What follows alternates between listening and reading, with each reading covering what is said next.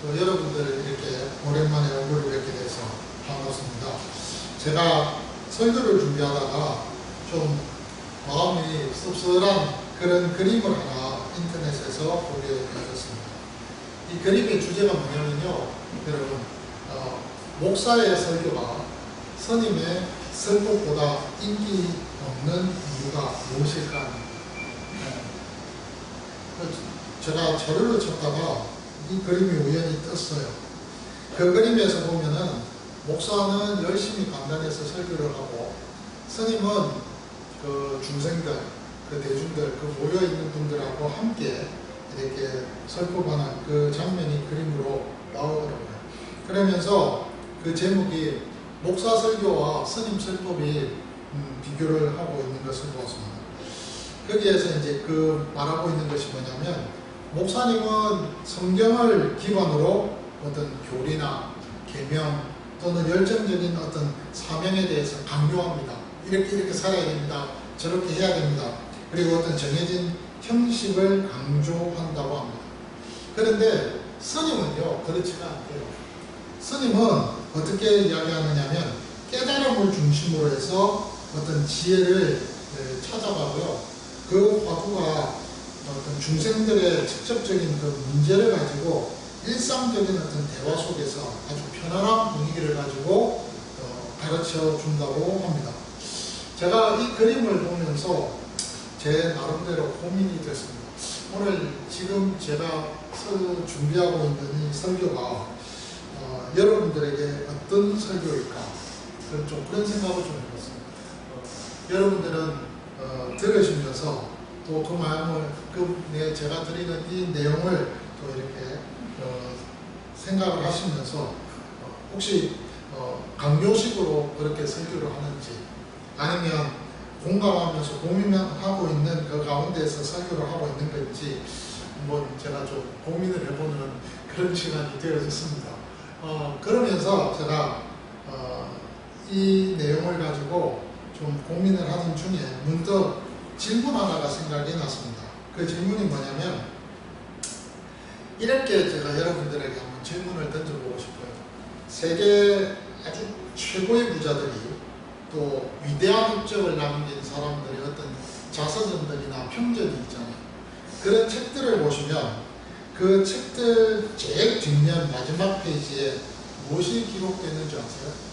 또는 어떤 기업의, 성공적인 기업의 그 어떤 역사를 보고 그런 역사에 대한 관련된 이야기들을 해놓고 제일 마지막 페이지에 어떤 내용이 기록되어 있는가, 여러분 한번 살펴보신 적 있으십니까? 제가 이 질문을 생각하면서 제 서고에 있는 책을 한번 훑어보니까 거의 맞더라고요. 어떻게 되어 있느냐, 마지막 부분들이 거의 이렇습니다. 어떤 창업한 회장님의 가문의 이야기라든지, 아니면 그 사람들의 일대기라든지, 그 사람들이 어떤 올려놨던 업적이라든지, 이런 것들이 제일 마지막 페이지에 잘 이렇게 요약되어져 가지고 정리가 되어져 있더라고요. 그래서 그런 거였구나, 제가 그런 생각을 했습니다. 그러면서 또 어떤 면에서는 영화를 여러분 보시면 그 영화의 제일 마지막 부분, 그렇죠? 그 영화의 제일 마지막 부분, 끝나는 부분에 스크린이 막 올라가잖아요. 올라가면 엔딩 크레딧을 여러분 생각해 보세요. 그러면 거기에 보면 영화 장면이 딱 끝나자마자 엔딩 크레딧이 올라가면서 거기에 뭐가 나오느냐면 주연 배우들의 이름들이 나옵니다.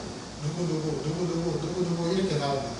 그런데 그 이름들이 지나갈 때쯤 되면은 관객들이 대부분 다, 그렇죠?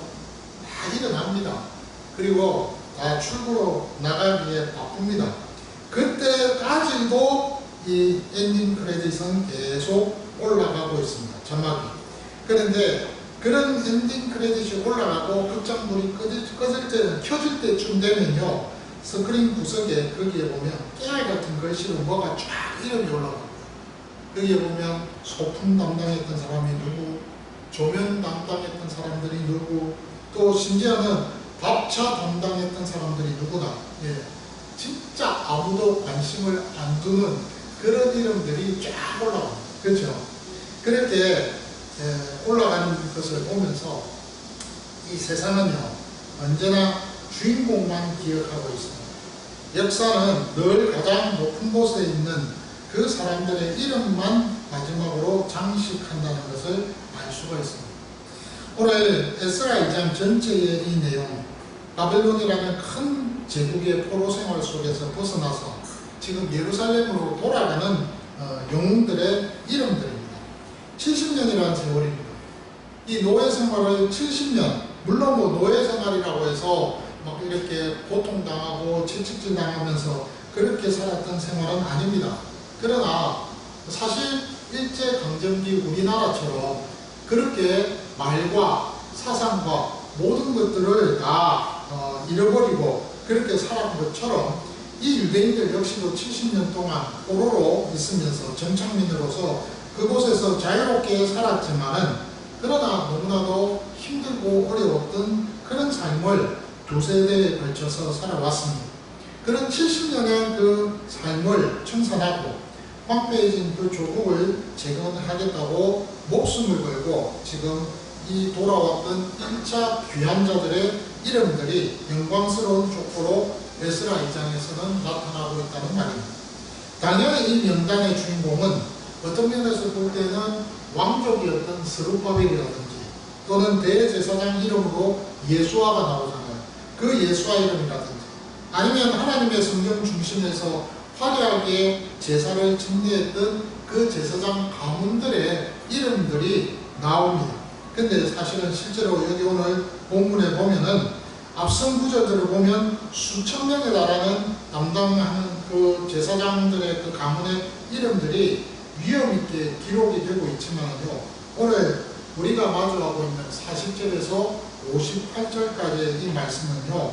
그야말로 영화로 말하면 엔딩 크레딧에 해당되는 마지막 구석에 적힌 사람들의 이름이라는 사실입니다.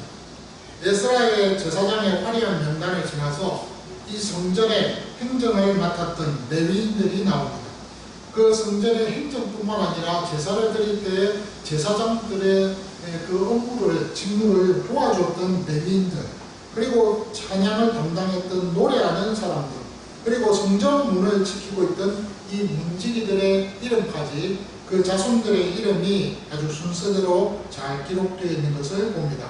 그리고 나서 명단 가장 마지막 페이지에 보면 가장 낮은 자리에 이르게 되는 이름조차도 낯설게 되는 그리고 발음하기도 힘든 이름이 하나 나오는데 바로 느디님이라는 이름입니다.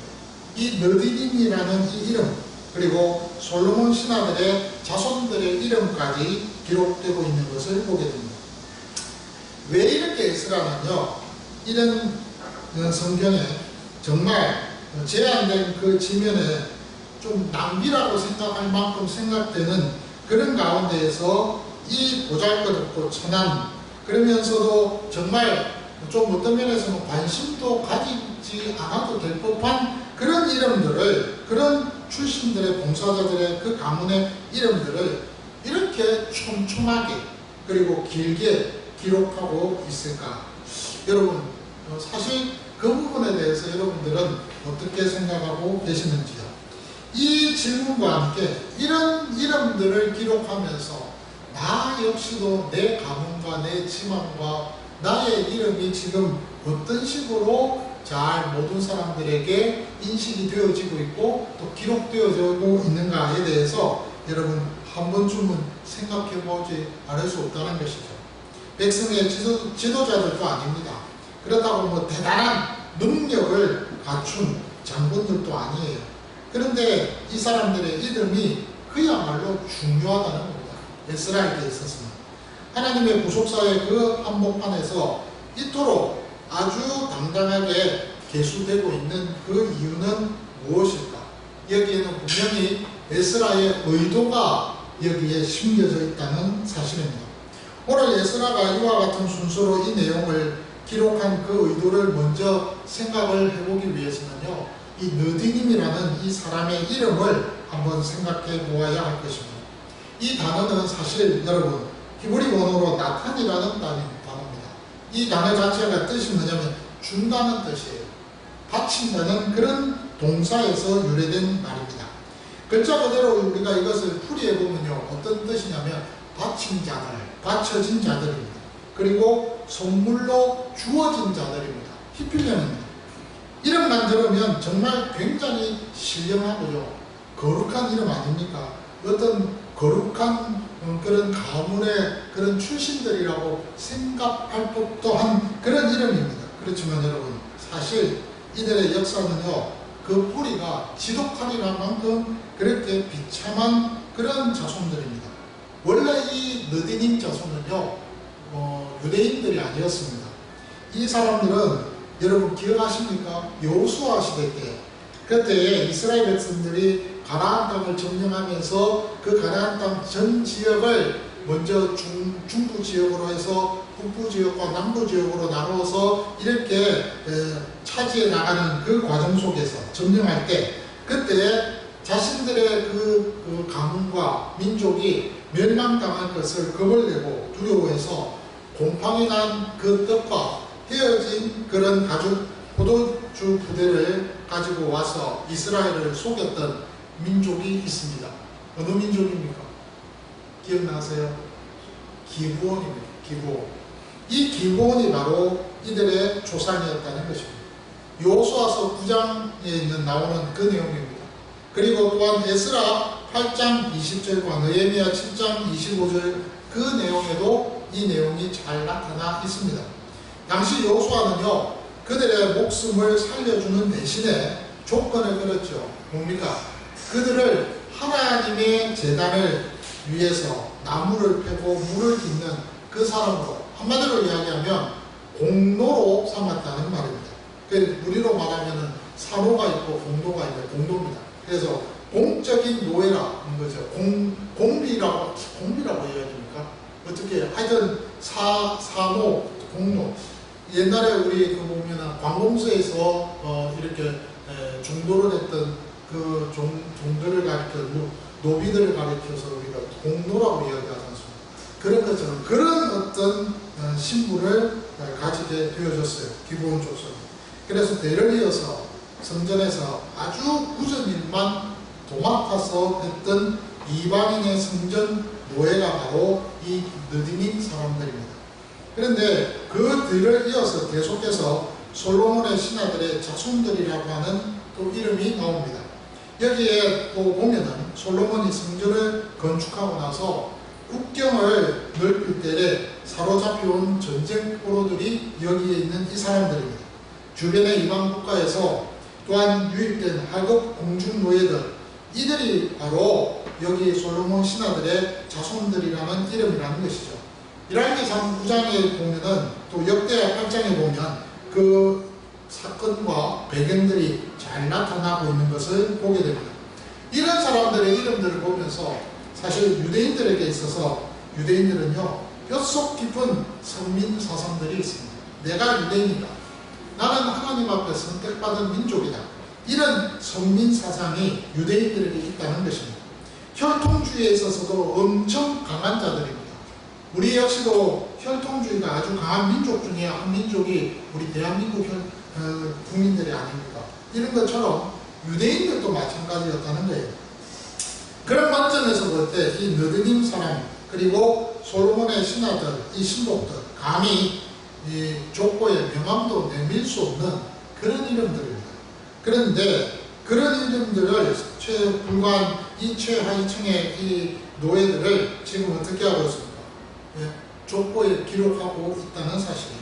세상의 역사책이라면 지워졌거나 아니면 기타 노예 몇 명으로 아주 tum을 딱 쳐버리는 그런 어떤 일인데도 불구하고 에스라는요, 그 이름들을 제사장과 똑같은 무게로 지금 기록하고 있습니다. 가문 하나하나의 이름을 들어가면서 이야기합니다. 시아 몇 명, 하수바 자손 몇 명, 소대 자손 몇 명, 그 다음에 하소베렉 자손 몇 명, 이렇게 기록합니다. 왜 그럴까요? 그것은 이들이 하나님 안에서 그 신분이 바뀌어졌기 때문입니다. 그들의 신분이 바뀌어졌다는 것을 그 모든 사람들에게 공적으로 이제 선포하는 그런 순간이라는 것이죠.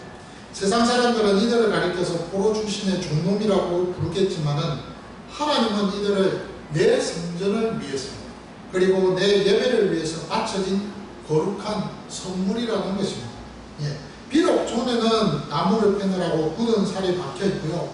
물을 나르는 가운데서 옷이 늘 젖어 있는 그런 아주 비천한 모습이었다 할지라도 하나님은요, 이 그들을 향해서 그 존재 자체를 성전의 공동체를 향한 하나님의 아름다운 느디님 선물로서 인정해 주셨다는 사실입니다.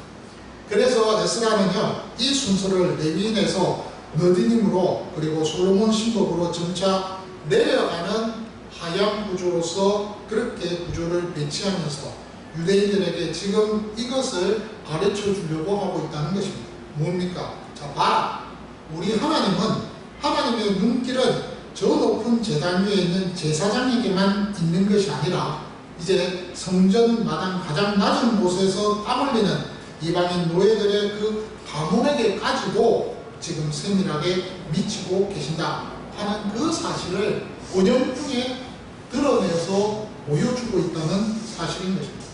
무엇보다도 더 나아가서 이제는 그 과거에 국한되어진, 제한되어졌던 그 성전의 그 주변의 모든 사역들과 일들이 이제는 공개적으로 모든 사람들이, 열방들이 함께 할 수 있는 그러한 복된 사역으로 바뀌어지게 되었다는 것이에요.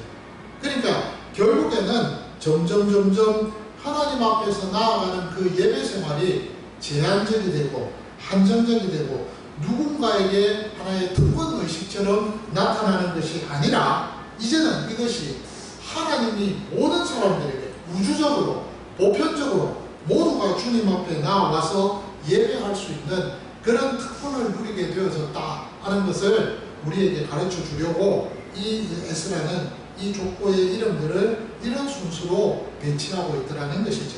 이것이 바로 명단 순서에 숨겨진 은혜의 비밀입니다. 이 비밀을 분명 우리에게도 동일하다는 사실을 기억하셔야 합니다.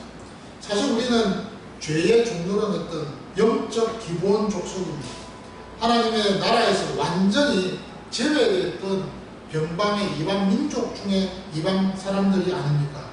세상의 역사 속에서 흔적도 없이 사라진 기타 죄인 한 명, 누구 그런 것에 불과했던 우리들이라는 것이죠. 하나님은 예수 그리스도의 피로 우리를 사셨습니다. 그런 우리들을 당신의 성전을 채워나가는 데 있어서 가장 거룩한 느디님, 거룩한 선물로 삼아주셨다는 것입니다. 아니, 우리 자신을 성전으로 하나님께서 세워주셨다는 사실이죠. 그래서 우리가 주님 앞에서 성전이 되어졌다는 것이죠. 손에 쥐어진 비참한 노예 사슬을 끊으시고 하나님의 궁전에서 예배하는 영광스러운 그 자녀의 명단에 우리의 이름을 가문마다 낱낱이 새겨주시면서 그러면서 우리의 그 신분이 뒤바뀌었다는 사실을 또 한 번 확인시켜주고 계신다는 그런 사실입니다. 그렇기 때문에 우리가 이 은혜가 너무나 감사하고 또 감격스럽다는 것이죠. 근데 오늘 우리는 이 은혜에 넘어서서 또 하나의 또 아주 충격적인 영적인 역설을 여기에서 마주하게 됩니다.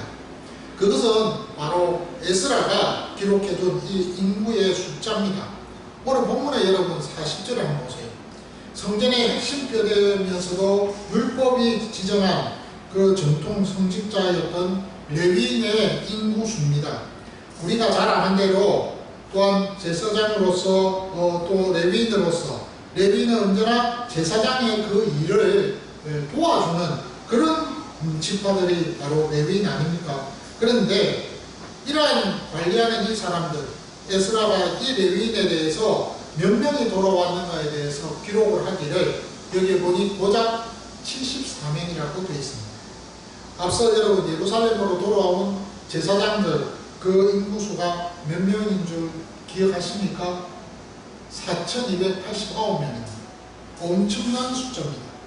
근데 이것에 비하면 정말 말도 안 되게 초라하고 터무니없는 숫자 아니겠습니까?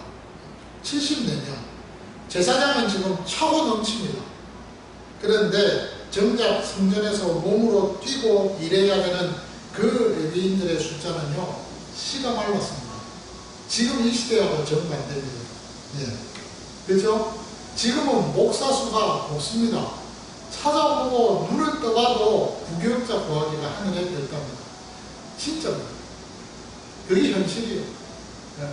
우리 노예에서도 큰 교회에서 부교육자 부목사님들을 이렇게 찾고 그분들을 청빙하려고 하면요, 우리 교단 안에 있는 그 부목사들이 없어요. 그래서 다 타교단에서 청빙을 합니다. 저희 뭐 유명한 우리 노예 지금 산하의 큰 교회들이 다 지금 그런 현실입니다. 찾기가 힘들다는 거예요. 찾는다 하더라도 그 부교육자들의 연령이 다 40대 후반입니다. 그러니 진짜 이 시대하고는 너무 다릅니다. 네. 차고 넘치는 것이 아니라 씨가 말랐습니다. 근데 거꾸로 여기에 지금 오늘 족보책에는 제사장의 인원은 많고요, 레위인의 인원은 턱없이 부족합니다. 왜 이렇게 이런 일이 벌어졌을까? 정말 다른 지파들처럼 레위 자손들이 바벨론으로 끌려온 것이 어떤 면에서 뭐 민족들의 동화가 되어져 가지고 혈통이 섞여서 레위인의 정체성이 잃어버려져서 그래서 없는 것인가? 아니면 처음부터 바벨론에 끌려왔을 때부터 레위인의 수가 그렇게 없어서 그래서 이 자손들이 지금 그렇게 없는 것인가? 이 부분에 대해서 역사학자들이 연구를 좀 했습니다. 보니까 뭐냐면 다른 것이 아니에요. 70년 동안 바벨론에서 그 생활하는 가운데 레위인들이요, 안정된 기반 속에서 편안함을 맛을 보았다는 것입니다. 먹고 살만하다는 것이에요. 그래서 이제 와가지고는 뭐 예루살렘에 돌아간다라고 돌아가라고 그렇게 고레스 왕이 명령을 해도요, 이 돌아간다는 것이 쉽지 않은 거예요, 진짜. 그리고 무엇보다도 자기는 제사장보다 신분이 낮고요, 또 돌아가면 성전에서 무거운 기구를 나르고 청소하는 굳은 일만 해야 된다고 생각을 하니까 자손으로서 그 부모들은 그 어떤 정체성에 대해서 그 어떤 사명에 대한 부분인 것이 있는데 정체성이 희석되어 있는 이 자손들은요, 내가 굳이 이 일을 해야 돼? 라고 생각했다는 겁니다. 그리고는 고생은 고생조라고 알아주는 사람은 없는데 고생을 사서 해야 되나? 라는 그 생각 때문에, 그렇기 때문에 지금의 체면과 기득권 그리고 경제적인 그 사정을 따져보면서 예루살렘으로 돌아가겠다는 이 티켓을 이제 수지타산이 안 맞으니까 그러니까 포기했다는 사실입니다. 그리고는 주저앉아 버렸다는 것이죠. 자, 여러분, 바로 뒤에 나오는 숫자를 보면 더 놀랍습니다.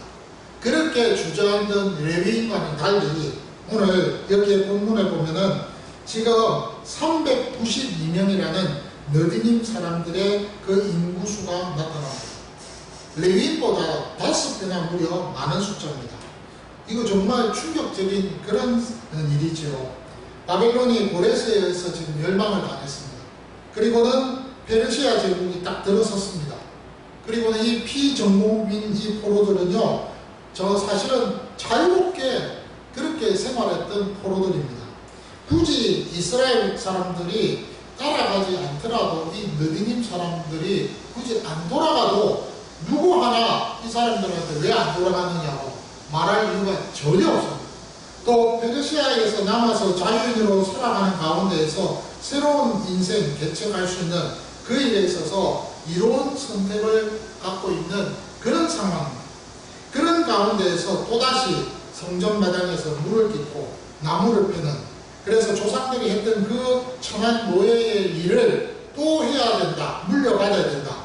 이거 인간적으로 여러분 계산을 해보면, 두드려 보면 답이 나오잖아요. 안 돌아가는 것도 되는 거예요. 돌아갈 이유도 없고 돌아가면 안 되는 겁니다. 그럼에도 불구하고 이들은 예루살렘에 그 돌아가는 그 대열에 합류했습니다. 왜 그랬을까? 왜 그렇게 합류했을까?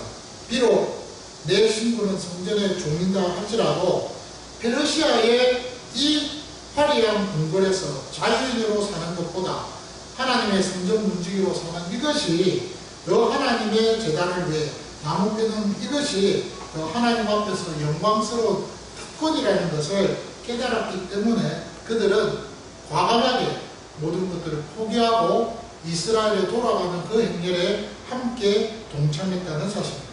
세상의 그 어떤 안락함보다 여호와의 하나님, 그 하나님께 예배하고 또 예배하는 그 삶에 회복하는 그것이 더 좋다는 것을 갈망하고 있었기 때문이라는 것이죠. 에스라는 이 부끄럽고 위대한 숫자를 지금 아주 솔직하게 가감 없이 대조적으로 지금 기록하고 있습니다. 그러면서 이 기록을 보고 있는 혹여라도 후대 그 자손들이 있다고 했을 때 이것을 보면서 영적인 경고와 도전을 그들에게 던져주고 싶었다는 사실입니다. 그 의도가 뭘까요?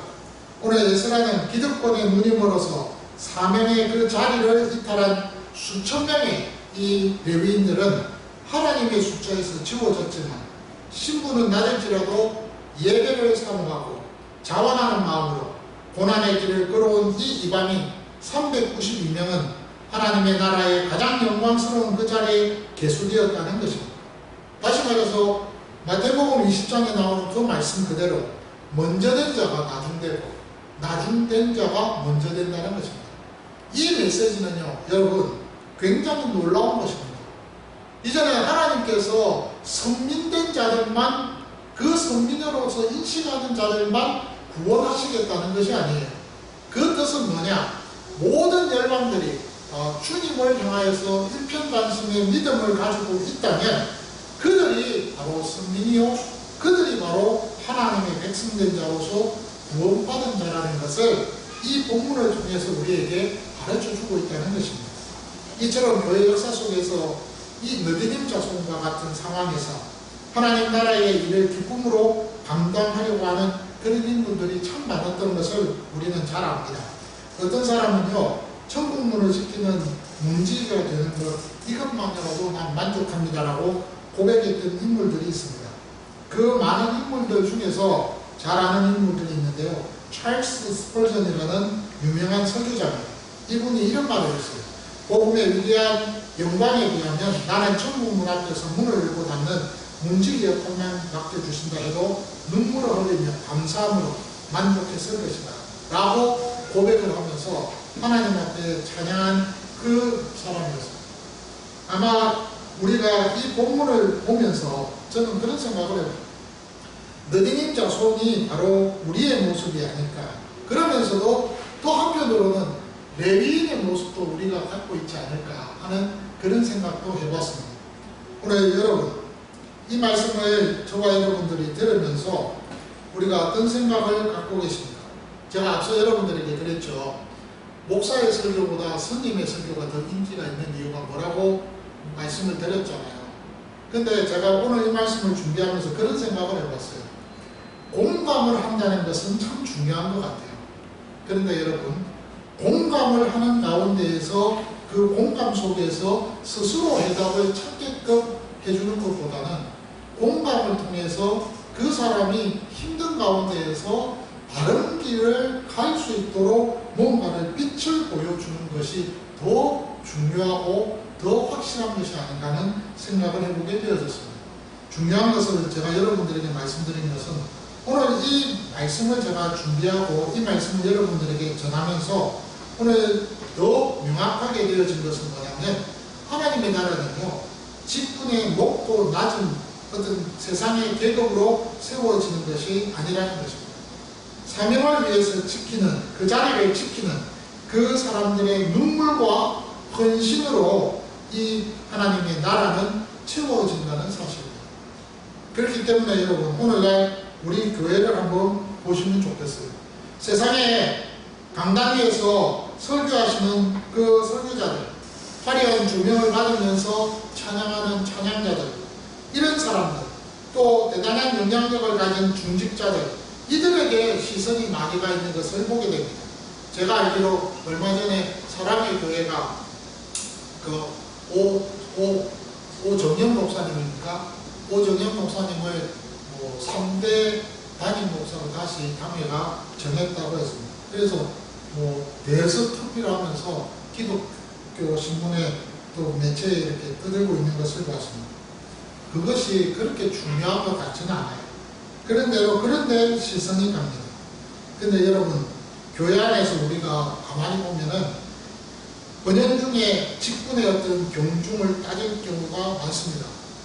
대접을 받는 그 자리와 힘들고 알아주지 않는 그 자리에 대해서 조용히 저울질하면서 우리가 그 저울질 속에서 그렇게 한번 생각해보는 레위인과 같은 모습을 갖고 있는 것 같습니다. 조금만 힘들면, 내 체면이 깎이면, 내 삶이 바빠서 어떻다 하면 그 사명의 그 자리에서 슬그머니 이탈해버리는 그런 연약함이 우리에게도 있는 것을 보게 됩니다. 근데 지금 하나님은 우리에게 말씀하고 있잖아요. 예배는요, 여러분, 결코 소수의 화려한 지도자들만으로 완성되지 않는다는 사실.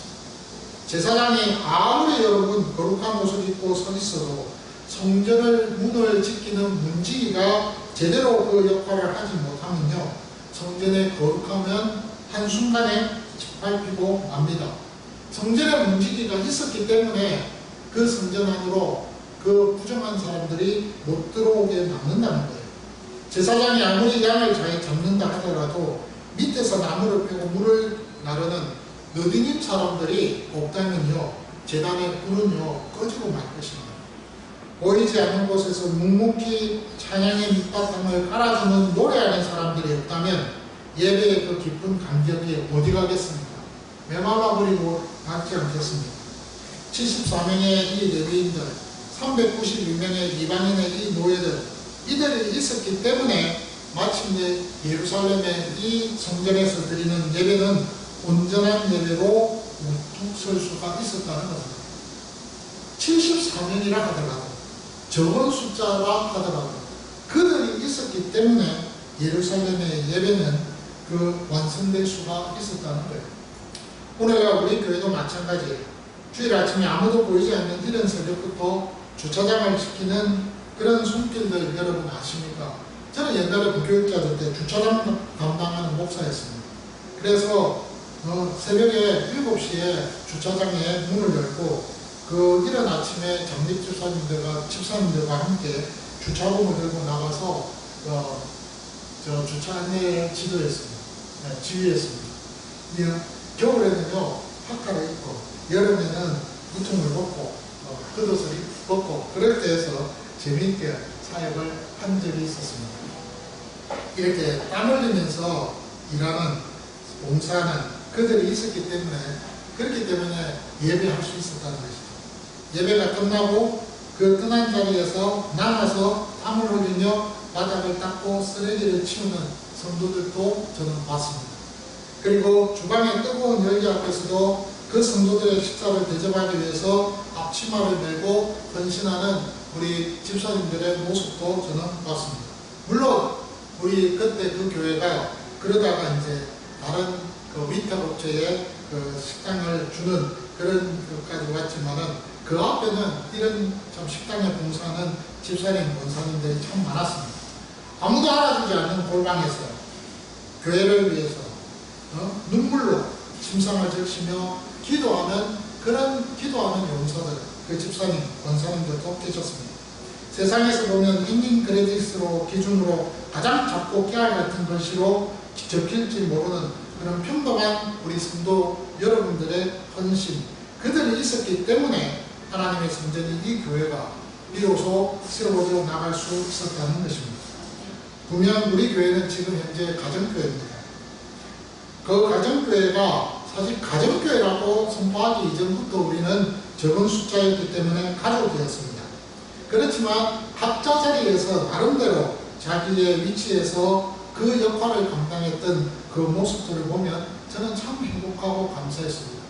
여러분들 나름대로 잘 못한다고는 생각을 했지만 그 일들을 감당하는 데 있어서 최선을 다하는 그 모습들을 보면서 저는 많은 위로를 받았습니다.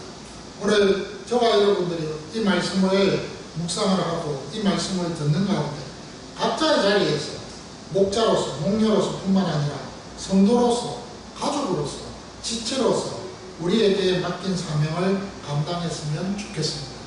정말 여러분들 가운데에서 우리 충만한 교회가 하나님 앞에 받은 사명이 너무나 크고 너무나 위대하다는 것을 잘 알고 있으실 겁니다.